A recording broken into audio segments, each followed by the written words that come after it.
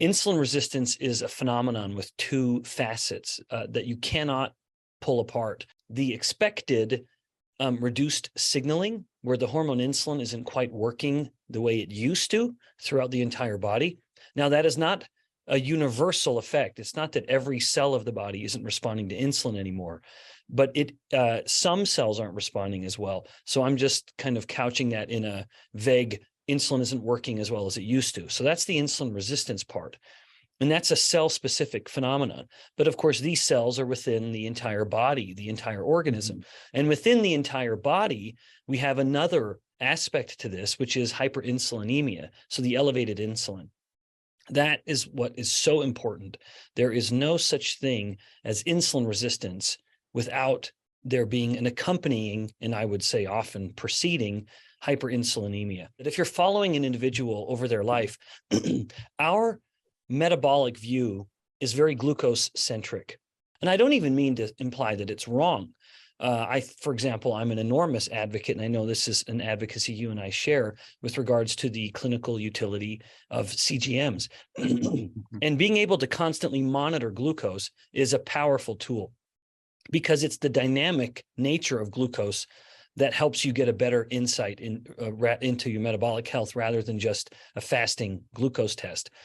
The average individual who's coming to their physician year in and year out, they will be gaining weight. They will have high blood pressure. Now they're on an antihypertensive medication.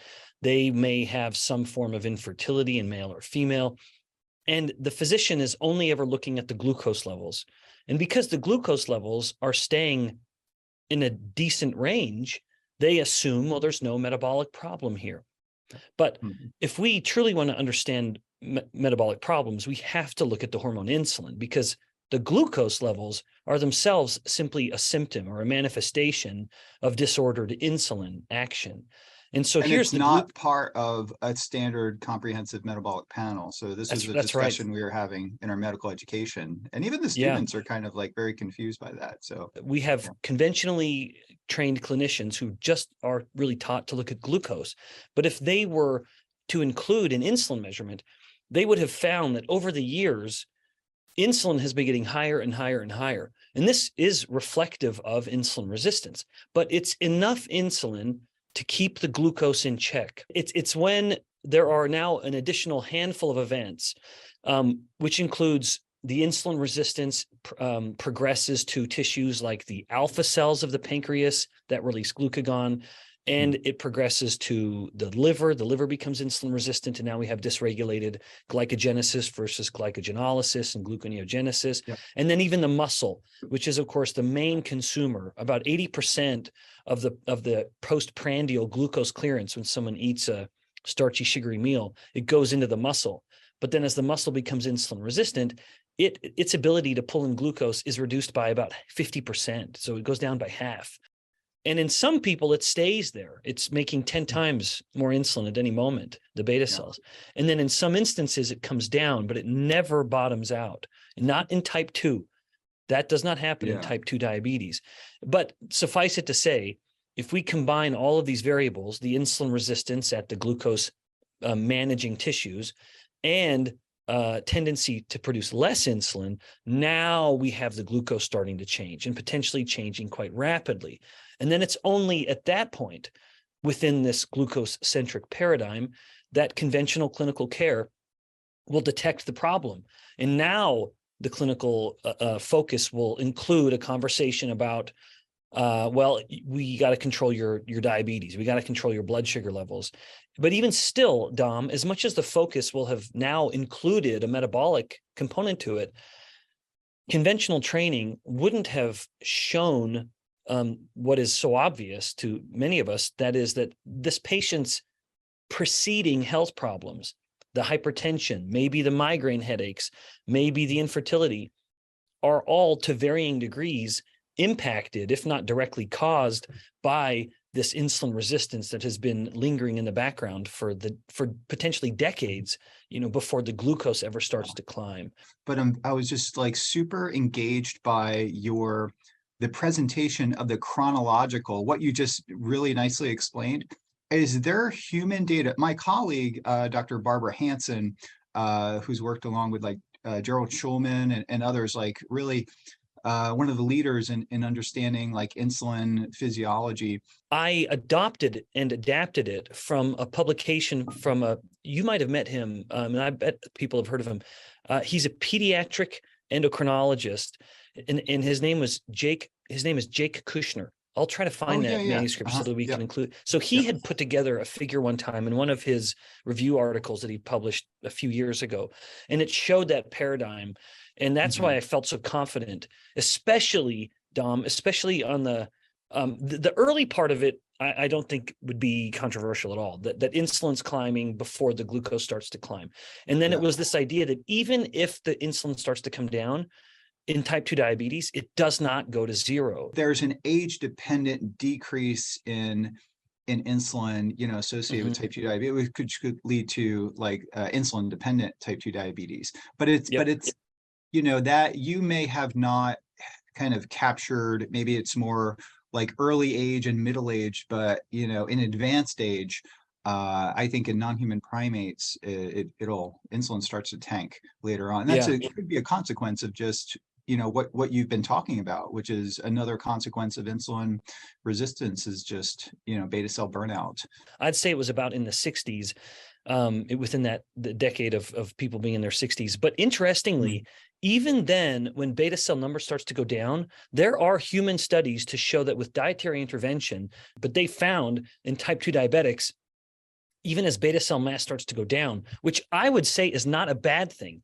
After all, beta cell mass expanded significantly during these decades of hyperinsulinemia. I actually do not consider that to be the problem that many do. If anything, it's putting them back closer to where they used to be. And I think there's an opportunity there, because in conventional clinical care, insulin's been coming up, they're insulin resistant, insulin may start to go down, and then the glucose levels start to go up. Because the conventional model is only looking at the glucose, that view then justifies pushing the insulin up even higher and giving the type 2 diabetic insulin therapy.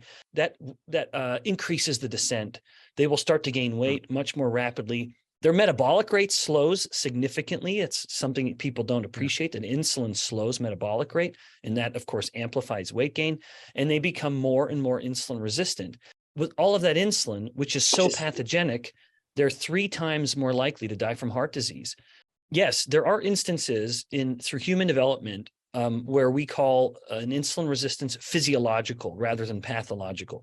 All of the insulin resistance you and I have been discussing up until this point is pathological insulin resistance. Physiological insulin resistance is a state when the body becomes insulin resistant to serve a purpose. And that purpose is always and invariably to promote growth.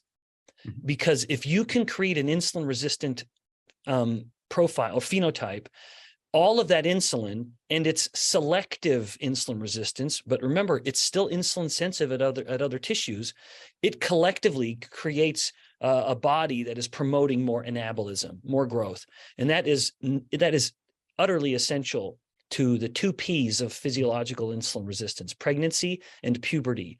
During both of those instances, all accompanied by hyperinsulinemia, because there's no such thing as insulin resistance without hyperinsulinemia. Even in physiological, those bodies, whether it's mother's body trying to grow fat or develop mammary tissue or grow a placenta, even the fetus benefiting from this, or whether it's the young preteen adolescent who needs to go through the most dramatic period of growth in their life, regardless, both of those are instances of massive, rapid growth, and a generally insulin-resistant body facilitates that. And again, it is not harmful. There are times when I describe the insulin resistance of pregnancy, and I'll have someone say, well, how can I mitigate that? And I say, you don't want to mitigate it. Well, you couldn't if you tried. It would be utterly incompatible with the pregnancy if you blocked it. But of course, we don't want it to go too far. Otherwise, the gal shifts over from physiological insulin resistance of pregnancy into gestational diabetes, of course, which is, again, that same state I outlined before. In a healthy pregnant woman, her glucose levels are normal, but her insulin levels are elevated, reflecting insulin resistance. And then if she becomes so resistant to insulin, I would say largely due to a combination of genetics and dietary influence. Now she's so resistant to her insulin that she can't control her glucose anymore. Now we say she has gestational diabetes. So yeah, a resounding yes. There are instances of physiological insulin resistance, but a low carb or ketogenic state is not one of them. Remember, because some tissues still respond sensitively to insulin. And in that case, like for example, bone, to my knowledge, bone does not become insulin resistant in the adolescent. And indeed, all that hyperinsulinemia can promote greater bone growth, and the hyperinsulinemia can defend protein synthesis. There was actually a study from the 80s finding that insulin, rather than promoting muscle protein synthesis, it appeared that its main mechanism of action was defending or inhibiting proteolysis, so defending muscle protein. If we took a healthy individual who had a healthy fat mass, because that's so important to all of this, their insulin levels as a child would be in a healthy range, kind of maybe around 10. And then in that range, you just 10 microunits. In the span you just mentioned, in the kind of mid-teens, like right when growth is peaked and peaking and then about to come down, I would expect insulin levels should normally be in the mid to high teens. And then after that, they have grown. They're done making fat cells for the most part. And then they've reached adulthood, insulin levels will come down and then should settle back down to under 10. So it can almost double during puberty and then it should come back down. There was a fascinating study in young women with polycystic ovary syndrome who did not meet any obvious clinical metric of insulin resistance. But then the scientists, in other words, they were generally normal body weight. They didn't have dramatically elevated fasting insulin, or their HOMA score was normal. But when they measured the insulin and the free fatty acids and computed them together, they were significantly higher. That overall formula was significantly higher than in their equally body weight control group. So same body type, same body mass, and yet no PCOS in those women, their adipose IR score was significantly lower. And I think that's further evidence that this is a problem that starts in the fat cells, even if it hasn't manifested throughout the rest of the body. Once the fat cells become insulin resistant, it's the first domino to fall, and then it's just a matter of time before it starts tipping over into other tissues.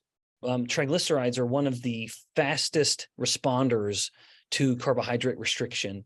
So triglycerides will just plummet dramatically. I actually consider triglycerides to be perhaps the single best lipid marker of heart disease. As much as we have focused on LDL for now decades, I consider that to be very unfortunate, because LDL is a terrible predictor of heart attack and heart disease risk. And I think triglycerides is a better marker. Now, the question is, well, why not look at triglycerides? This is a bit of a cynical take, Dom, and you'll pardon me for expressing it.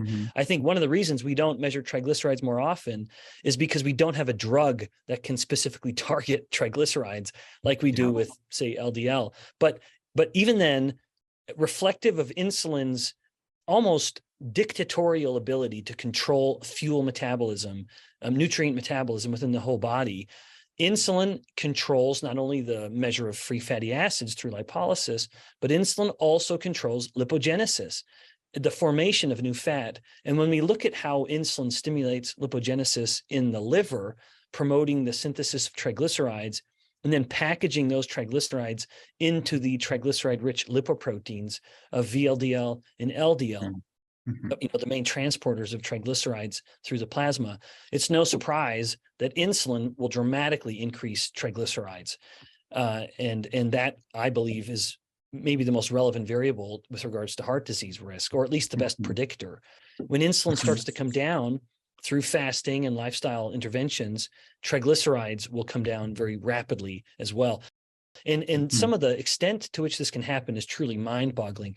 I saw an exchange between David Unwin, that kind of English gentleman physician that we all know and love. He was one time jokingly bragging about how he had a patient whose triglyceride levels went from something like 800 in the course of just 8 or so weeks down to like 60.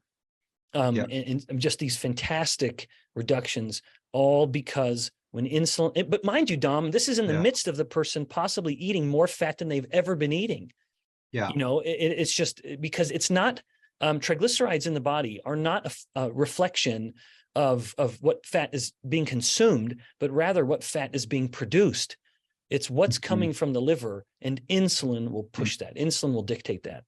I have not been able to find a single instance of a cell that does not have an insulin receptor. In other words, everything I've seen shows that literally every cell of the body, including red blood cells who, don't even have a mitochondria, they don't have GLUT4 of the glucose transporters, but even still, they have, of course, GLUT4 expression doesn't have anything to do with it, but they all have insulin receptors. So a lot of these individuals who study longevity and generally promote a low protein diet, they do so, if I may put words in their mouth, and that might not be fair. I believe they do so because it's their view that dietary protein will stimulate mTOR in the body, in cells. And if mTOR is activated, that will inhibit autophagy. And then now you're promoting cellular aging. That is certainly the justification for the use of rapamycin, which is a very strong mTOR inhibitor.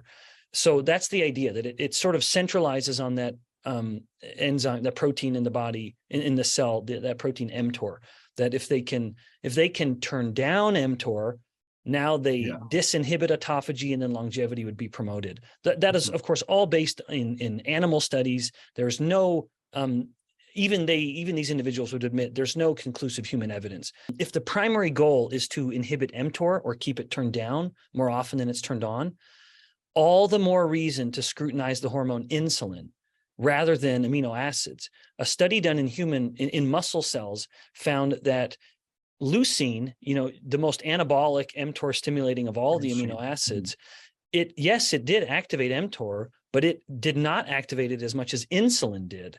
Insulin stimulated mTOR much more dramatically than leucine did. And I think that, to me, neither of those is inherently bad. But if lowering mTOR is the primary outcome, all the more reason to focus on insulin, because, Dom, we both know it's the average individual who is living every waking moment in a state of elevated insulin, not constantly elevated, leucine or amino acid. And that's because we wake up in the morning, insulin has come down throughout the night. We spike it with a starchy, sugary breakfast. We do it again with a mid-morning snack, again at lunch, again in the afternoon, again at evening, etc. Every waking moment is spent in a state of elevated insulin. That is the problem. If the worry is that mTOR is too constantly activated, it's not because of dietary protein, because most people don't eat a lot of protein. Yeah. I am unabashedly an advocate of animal proteins simply because of the assurance that you're going to get everything you need.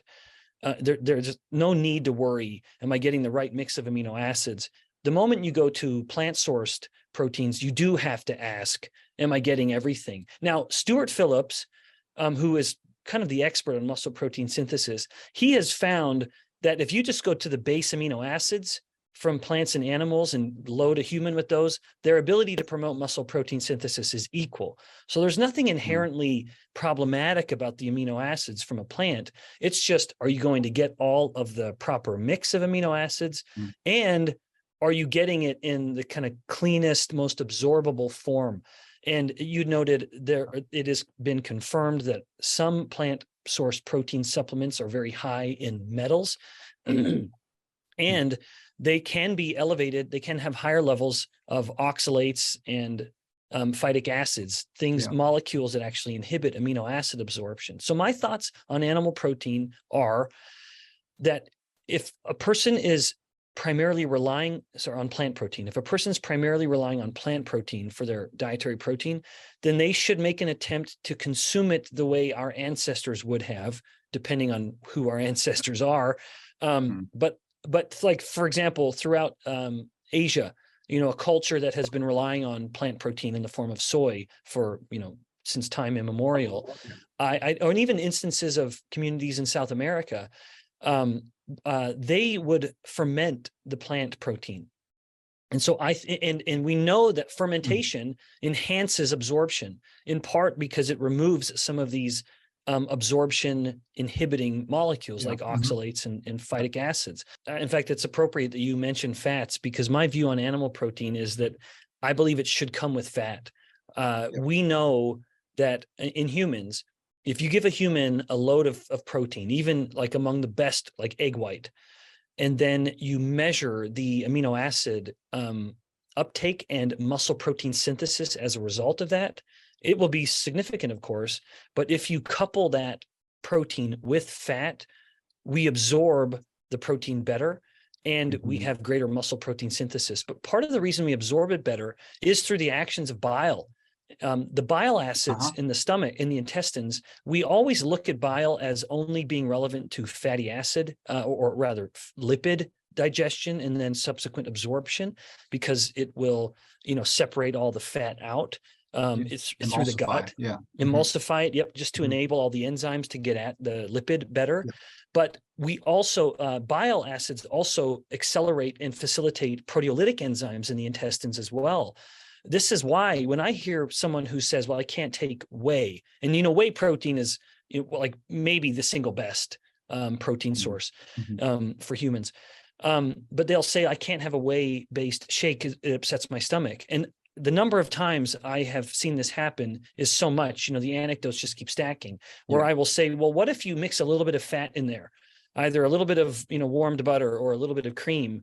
Then how? And they will try this, and sure enough, their digestion problem is resolved. It's because in nature, I don't think there's an exception to this. I'm unaware of one. In nature, there is no such thing as a protein that does not come with fat. That, I think you've touched on something that I have almost laughed at sometimes, which is our obsession with chicken. Because 100 years ago, we didn't eat chicken. Chicken was a fantastically, Christopher Ramsden at the NIH has done his best to kind of quantify what is the consumption, what are the eating patterns with regards to meat and the fats that come from those meats.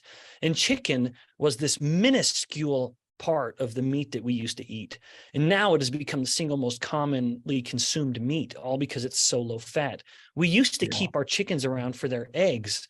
And then it was this kind of fear of fat that drove us to eat more chicken meat. But you're right, turkeys, we never kept turkeys around for the eggs, we ate them. So they've been I'm hunted generally forever. Yeah, we got wild turkeys running around, and I mean, there's a big push to switch from beef to chicken. And I mean, we go to chicken like fairs and things like that, and it's like the amount of hybridization and odd forms of chicken. I mean, it's just like a whole breeding experiment in progress, to build bigger breasted birds and birds that can barely walk. And I mean, we see it, in our farming community here. But any meat is going to be good. And generally you're going to get all the amino acids you want. But I put chicken at the bottom. That I would put any meat, I believe, is a superior source of ultimate and like more complete nutrition is going to be better than chicken. So which is frustrating, because of course chicken's so easy to eat. Like as a dad, my kids want chicken more than anything, and I'm always trying to like insert some kind of beef, especially for my girls. I want them to get that iron. But even still, I would stack any meat as being better than chicken, but I'm also fine with chicken. I would just say maybe make sure that it's not too lean, because fat helps the digestion of the protein. That's, I teach the whole GI section and really have to revisit it. The bile acids do facilitate, protein digestion, things like that. I mean, I usually talk about, I tend to I do the opposite of what you're supposed to do. Some days I undereat during the day and grossly overeat at night. And if I don't do that, I lose weight. So I know, eating less at night or shifting more is supposed to be better by all metrics. And if you eat at night, you're more likely to gain weight. But for me, that's a positive thing, because if I don't eat at night, my weight slips and I start to lose actually muscle. You're right to note that in the human studies, people who have an earlier eating window appear to be more metabolically, it's more metabolically beneficial. So eating, for example, breakfast and lunch appears to be better than lunch and dinner. I have a family, and I don't want to be sitting around dinner with my family. Like last night, we're all eating. And if I'm just sitting there looking at my wife and kids while they're eating, because I'm fasting through dinner, no, forget about it. I'm a family man, and eating dinner is a very important social moment. So I'm not going to do that. But what I have found, I have found that the single most important variable that will determine whether I sleep well or not is how full I am when I go to bed. More than anything else, more than light exposure, more than any kind of activity. If I go to bed on a really full stomach, I will be hot. My HRV will be low. I will not sleep well. And I'm wake up and I'm miserable the next day. Someone can be gaining fat mass through two different mechanisms. It can either be that the number of fat cells is relatively static, but the size of the fat cells getting ever larger, hypertrophy, or in some people, largely due to a genetic tendency to go one way or the other, but this is a minority of people. There are individuals who even throughout adulthood have the genetic potential to continue to make new fat cells. And that's getting fat through a process called hyperplasia. And in that case, the fat cells stay very modestly sized, but they're, of course, just much more abundant. Well, that person paradoxically has an almost limitless potential to store fat. These are the people who get fat through hyperplasia, who can become fantastically obese, 500 pounds, 600 pounds, and they don't become insulin resistant, and their insulin levels stay quite modest. However, on the other side, where the majority of people fall, their number of fat cells is set. So if the fat cells are storing more and more energy in them due to an abundance of energy and elevated insulin, that's important though. Those two signals are both essential to promoting fat storage. You need abundant energy and elevated insulin. In the absence of one or the other, they cannot get fat. You can eat all the energy in the world, and if insulin is down, you cannot store it as fat. You'll be wasting it as ketones. Your metabolic rate will be higher. If it gets too high, then you'll even be peeing out glucose. You cannot store energy as fat if insulin is low. So it is the hypertrophic fat cell that becomes insulin resistant in order to prevent further growth. That's why free fatty acids start to go up. It's the hypertrophic fat cell that becomes pro-inflammatory in order to correct hypoxia and stimulate new capillary growth to those hypertrophic fat cells. So some of those inflammatory cytokines will promote new vascular growth. Some are just promoting inflammation and stimulating insulin resistance. So the strategy has to be to take that big hypertrophic fat cell and shrink it. And you can shrink it through two different ways: low energy and low insulin, or low insulin. They're not the same, although one, they tend to bleed into each other. If someone takes their first weight loss journey or fat cell shrinking step, and it's with a low energy approach, usually they're going to start fighting hunger. If energy is coming down and they're still insulin resistant, then as they just start cutting back energy, then the availability of energy in the blood will start to drop a little bit because insulin's still high enough in them. And it's going to be hard to shrink the fat cell. They're going to get hungrier and hungrier, and usually hunger wins. So rather than take a low energy approach for the first step, my recommendation is to shrink fat cells, take the low insulin step. And the low insulin step is kind of what we've been alluding to, which is, control your carbohydrates. Don't get starches and sugars that come from bags and boxes with barcodes. Focus on whole fruits and vegetables. You eat them, don't drink them. Prioritize protein, don't fear fat. But if you're hungry, eat. There's no hunger that has to come into this. And so it becomes much more sustainable. And as insulin is down, free lipolysis is activated, and the person's mobilizing fat more. They're burning fat more. They're converting it to ketones, which they use for an energy. And they are just dumping from the body in the form of in the breath and in the urine. The ketones are energetic molecules that are just wasted. They don't have to be burned or stored.